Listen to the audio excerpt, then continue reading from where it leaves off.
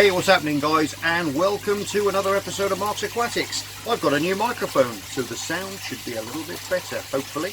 Right, what we're going to do on today's little episode is go down onto the floor, and my little crayfish tank's down there. She's shedded again. I'll just show you one of her sheds that I did a while back. So you can see how big she's grown. Now this was one of her sheds, look, which if you didn't know, I'll just put this microphone down a minute. Okay, if you didn't know, with all lobsters and crustaceans, they've got an exoskeleton, which is this bit here, okay? And when they get too big for it, crabs, shrimps, as you know, as they get too big, they shed them. And what happens is at the back of the shell there, the back of the carapace there, and the tail, that will split across there, and they will drag themselves out. All their legs will come out as well, and they leave this shell behind, which you can then put onto something like a few sheets of paper, let it dry, and the water will absorb, and you'll get a nice solid little cast. Now that was her last one, which she cast off. Sorry, not the last one, the one before that. And this is how much she's grown. I'll just stand back a bit. But that's how blue she was in the last time she shed. And now I've just positioned this one. You can see how much she's changed colour, but you can see how much she's grown. If I put the heads together at the top there, you can see how much she's grown. She's put on a lot more weight. She's a lot bigger now, and obviously now she's twice, well not twice as big, but she's a bit bigger again. And what I intend to do with this one,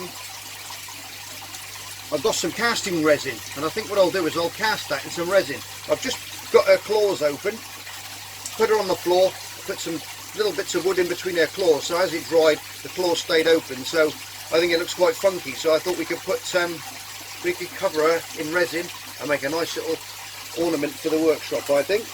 So I'll put her down there nice and carefully, because they are quite brittle, so you've got to be careful with them. But I think what we'll do is on this episode we're going to go down. I can see her now, she's at the glass.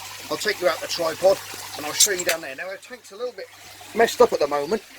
She's heard me come in the workshop, so she's up the glass. What I'm going to have to do now is I'm going to have to turn this thing around somehow.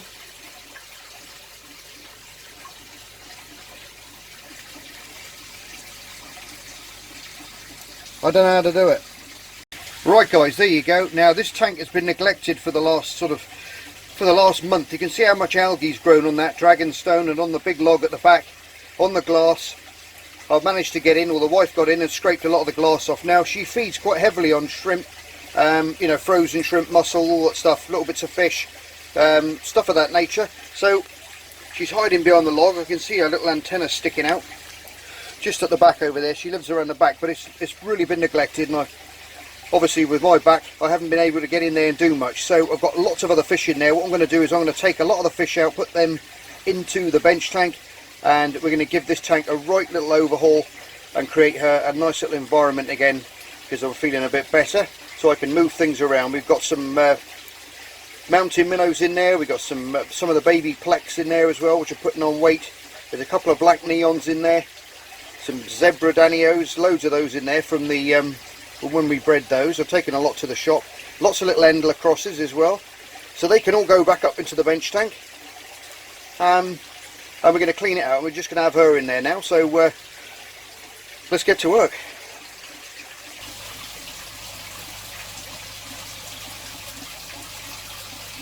Right guys, there you go. Now I've set you up on the tripod. It's a little bit of an odd angle, sorry about that, but I've got to work obviously in front of it. Now you can see at the back there the way that duckweed's gone into the filter at the back. She, believe it or not, creeps up on top of the log here, which is also covered in various different types of macroalgae and different things, which she grazes off as well. Crayfish can put up with quite mucky water, to be honest, but believe it or not, with all the algae that you see in there, the water is very, very clean. The fish are doing fine. We've got the zebra danios in here, we've got the minnows, we've got the those black bar endler hybrids that we bred a while back here in the workshop, and the big girl herself who's looming around and waiting for me to feed her, because normally when I go down and disappear around the tank go around the tank here, she comes out to see me, because I normally hand feed her little bits of shrimp and stuff like that. She's quite happy. She lives behind the log here. We're going to have to remove all the log. We're going to have to remove the stones. It's got a very deep bed of substrate in here, because what I've done is I wanted to try and see if she'd burrow and make her own burrow. And there's big stones underneath that in amongst the gravel. So, but she decided she was going to live and be lazy and live behind here. But what we're going to do, obviously I've been ill, so I haven't been able to get in here. Normally it was a weekly job with the water changes, for the, you know, taking everything out, and the light.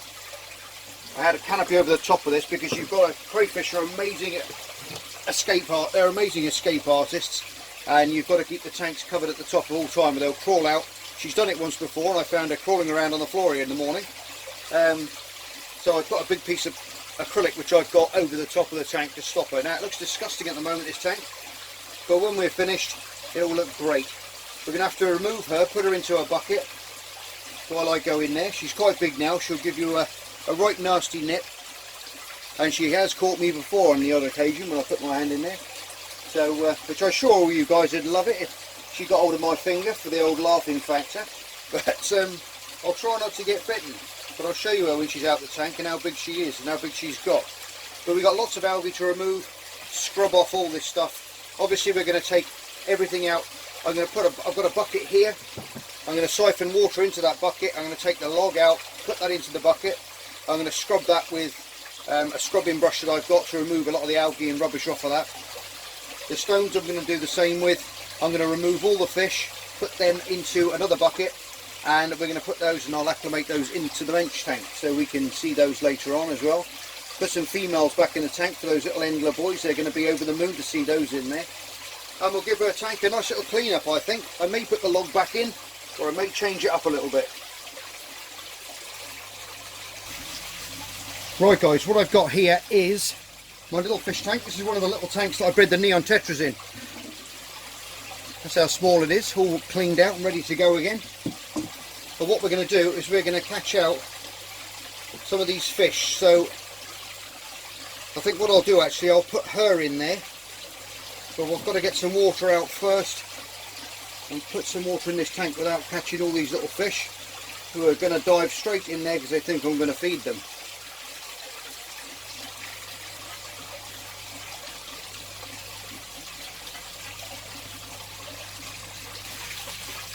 Right guys, what I've done is I've taken her out now. She's in a tank up above. I'll give you a nice close-up view of her in a while, but what I'm going to do now, it's going to be totally boring for you guys to see me do this, but I've taken her out. I've taken the big piece of wood out. It's a bit glary, so it's not going to be great footage for you to watch, but I'm going to remove all the fish now, put them in the bench tank after I've acclimated them. I'm going to put them all into my bowl here. I'm going to net them all out. There is no end of minnows and things in here. Tetras, and I'll just show you there how many zebra danios there are. Making sure they're all out. But as you can see, we got lots and lots of babies in there. Endlers, mountain minnows, all the things we've been breeding really. I've been taking some up to my local shop, but a lot of them I've been in this tank and in the bench tank growing out, but there's loads more in here which I've got to remove. So I'll remove those, and once I've got back to you, and I'll get back to you then, sorry, and we'll have a chat about what we're going to do with this tank. Right guys, there you go. I just thought I'd give you a little tour of this massive girl. Got some stunning colours on her. I've just taken her out the tank water. I had quite a lot of tannins in from the oak that was in there with her. But she's an absolutely beautiful girl. If you're into this kind of stuff, you can see those lovely pink spots there on her tail. And she's actually getting quite a little colony of algae now growing on her shell, which is normally a good sign that she's going to shed that off shortly. She'll get rid of that. But look at that, you can see those beautiful pinks on her tail there. And that lovely violet colour in the eye as well, which is really attractive to look at. She's a little bit annoyed with me sticking the camera in her face. She's used to being in her tank underneath, but as you can see, to my hand, She's a fairly big girl. I'd say she's probably around 8 inches with her tail stretched out, 8 to 9 inches long, I would have thought. We can go in above and we can take a look from above as well. I've just got one of my little grow lights over the top of her. But she certainly has put on some weight since we first got her. Look at that, absolutely fantastic. All those little hairs down on the claw there, in and around the face, they're all sensory organs. I can get a close up of them. Anything that comes around or gets close to those claws, as you can see there, they got a nasty two little nasty spikes, one on each claw, and when they snap down, and they can snap that claw down super fast, and they've got little hairs in between them, and when prey items swim through, they'll stay still on the tank floor, and what they'll do is they'll stay there with their claws open, and those little hairs are quite long, they're very fine, and as soon as anything swims through there, it shuts up like a trap in a split second and traps their prey, and once they're in there, there's no coming out. That pressure is immense, it really is, and for a fish it would kill it instantly. So and then she would happily munch away on that. I don't know whether she'll eat. I'll try her with a frozen bit of prawn. She might feed on it. I'll just go and grab a piece. Right guys, I've got a nice little piece of prawn there. Nice prawn tail. And she may eat it, she may not, because she's in here, but normally she goes crazy for these things. But it's a lot of light. She may go for it. A bit more defensive, I think, because of the bright light in there. But those little antennae will soon pick up that taste in the water. There she goes. She's got it. Nothing stops her from eating her prawns. I'll try and get another view around the other side. You can see her moving that around and taking that in.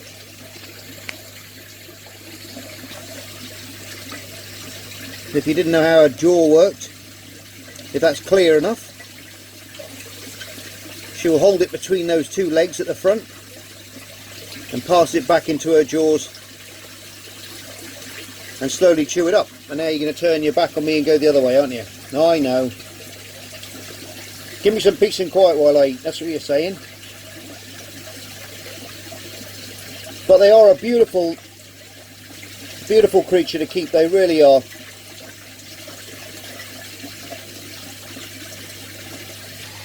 Like I say, as an ex-fisherman myself, catching many lobsters over the years, I've always had a soft spot for them. They're beautiful creatures to watch. When I had my other, I actually kept a channel, English channel blue lobster when I was a kid in a small tank.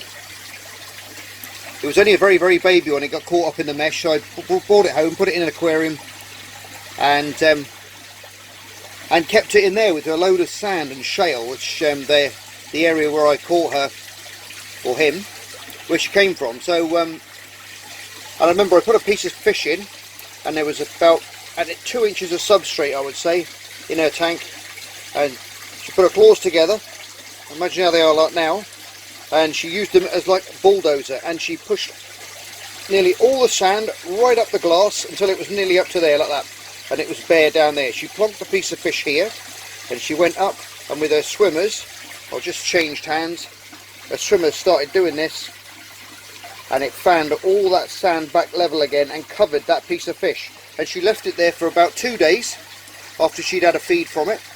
This is what they're obviously mimicking in the wild, where they would bury it into the sand so other predators can't find it.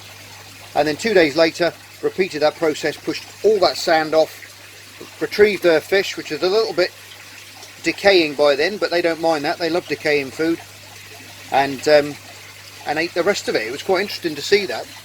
Let's see what she's doing with this piece of shrimp. You can see the green of the algae in between her little crown, as I call it, on the top of her head there. Now you can see it down the side. Little tiny filamentaceous whatever it's, I don't know if I'll pronounce that right. Algae. You can see the green on her shell. Very interesting guys to keep. Fine to keep with obviously faster moving fish. When they get to this size though, I wouldn't recommend keeping them with anything, but while they're babies, they're only an inch or two long, they're fine to keep with smaller fish, but nothing slow, because they got that trapping motion that they do with that claw, and they're highly predacious, and they will kill things very, very quickly and easily if they get hold of them. So best kept in a tank of their own, or maybe a couple of them. I'm still looking for a male for her, because I'd love to breed them. So if you're in the UK and you're a fan of the channel and you know anyone who's got a big Australian red-clawed lobster, let me know in the comment section below. Now with the males, there's a piece, that piece of the claw down there goes red. They've got a big red patch there, and that's how you can tell the males from the females. And obviously the tail itself is thinner, where theirs is wider to house the eggs underneath. Do love the colour of that eye, look at that. There's real intelligence in that eye.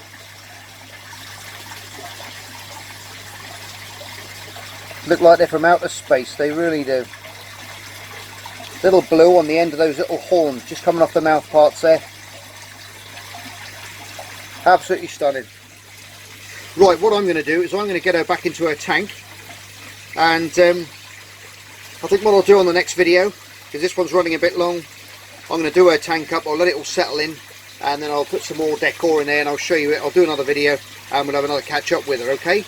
Alright then guys, as always, your stars, love you loads, take care of yourselves, and me and this girl will see you on the next episode of Mark's Aquatics. Bye for now. Just me and my guitar.